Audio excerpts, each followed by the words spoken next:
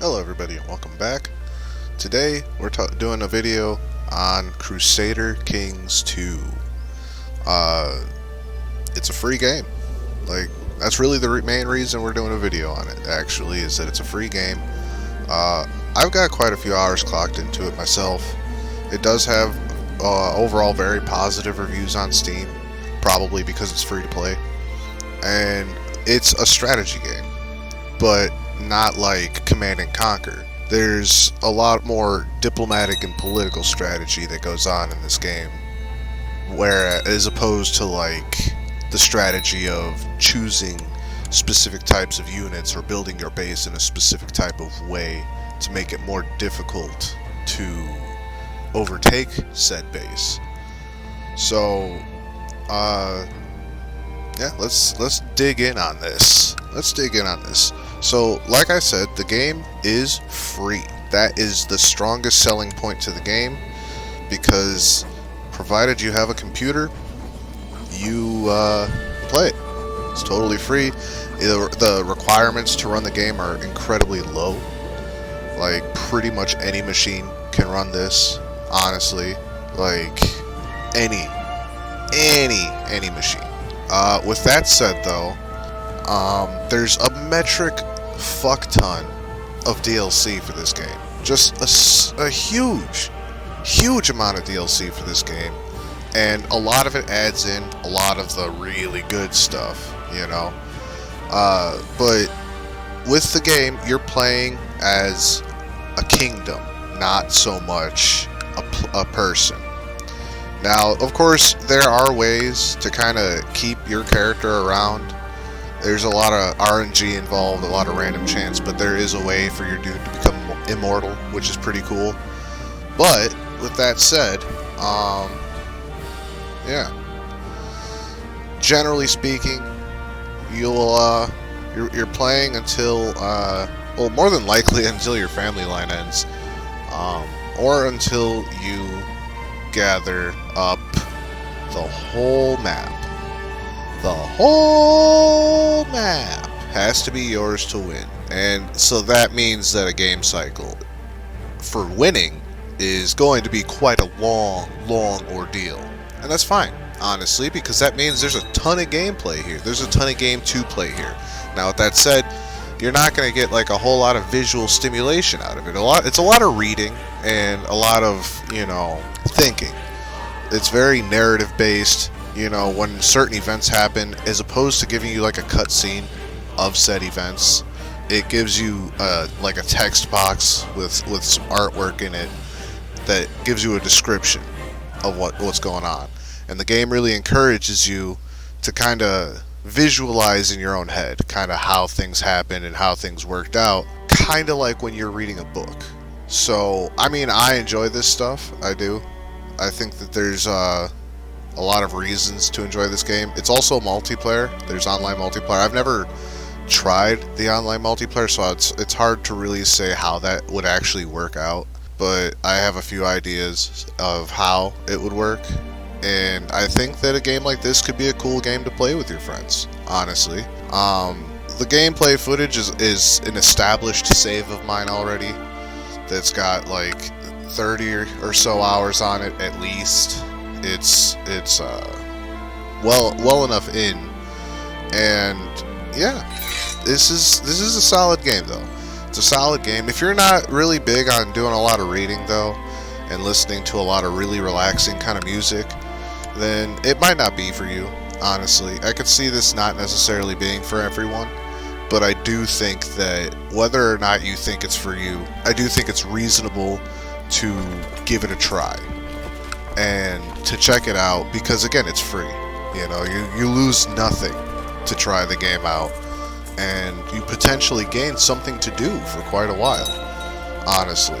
And there's a third game that's I don't know if it's out yet, but if it's not out yet, Crusader Kings 3 is coming, and that's gonna be like $50. So they kind of, as I understand it, they kind of made Crusader Kings 2 free to kind of garner interest in Crusader Kings 3, and that's one way of doing things, sure. And they also definitely make their money back on the DLC. There is so much DLC that it would cost probably over almost definitely over $100 to have all of the DLC. And like that's fine, it is what it is. But like, you know, like I would say if you're gonna play this game and you've got a couple bucks to spend and you want to get some DLC, I would say read what the DLC does, get all the details out of it, you know, read reviews on it, you know, Google it, or don't use Google, use DuckDuckGo instead,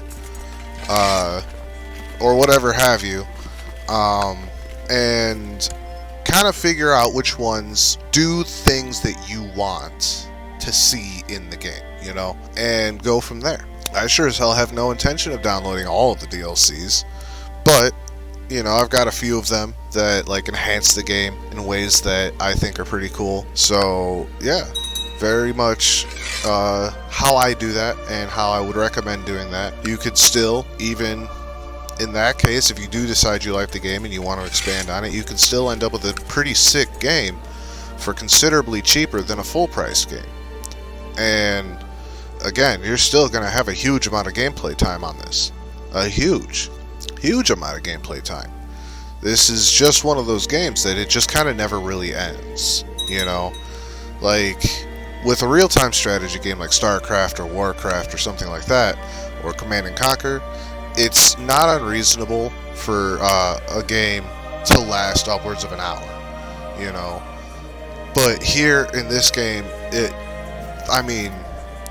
established save we're looking at is like 30 hours into the same game.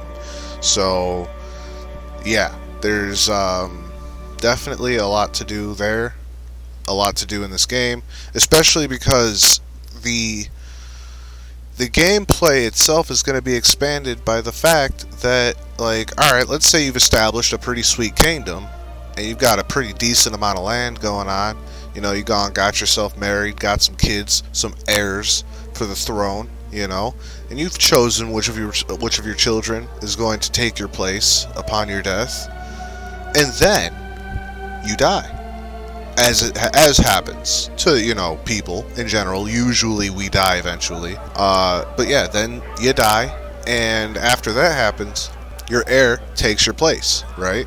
Well, your other kids are just like, hang on a second, I may not have had the balls to say this when old man was around, but I got the balls to say it to you.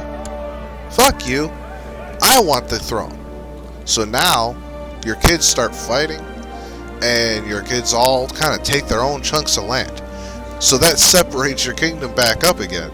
All that hard work, you know, kind of might just be somewhat undone, because your kids are just duking it out, and they're like, I don't care, I want the kingdom, I want the throne, I'm not happy with just being filthy fucking rich and having a bunch of power, I want all of it, there's no reason for you to have it instead of me.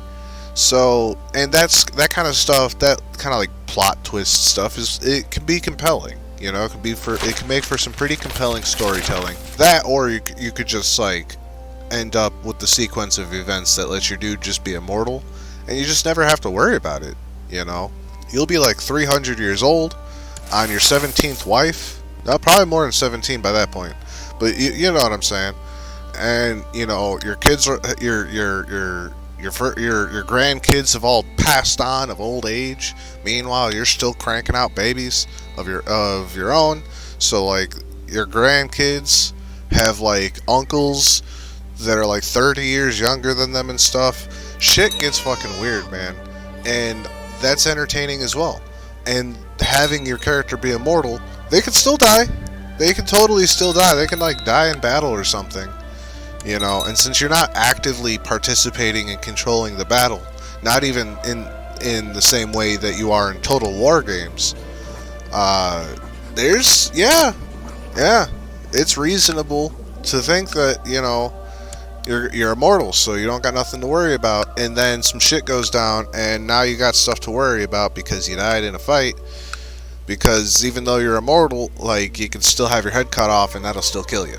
So lots and lots of plot twists and left field type shit can happen, And yeah, honestly, it tells a compelling story. Every story is going to be different every time you play it.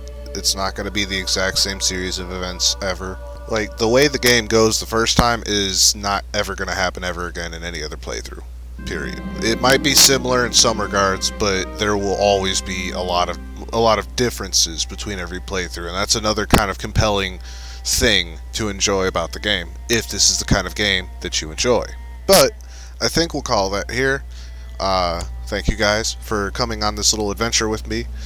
Yeah, go ahead and, like, comment, subscribe, grief the bell button. Feel free to drop a dislike, give me that thumbs down if you think I've earned it, or if you just don't like this kind of game, or whatever have you. There's so many things to enjoy in this game, though. So, and because it's free, I do think that you guys should definitely check it out. And on that note, though, be kind to each other, take care of each other, take care of yourself, and I will fucking see you later.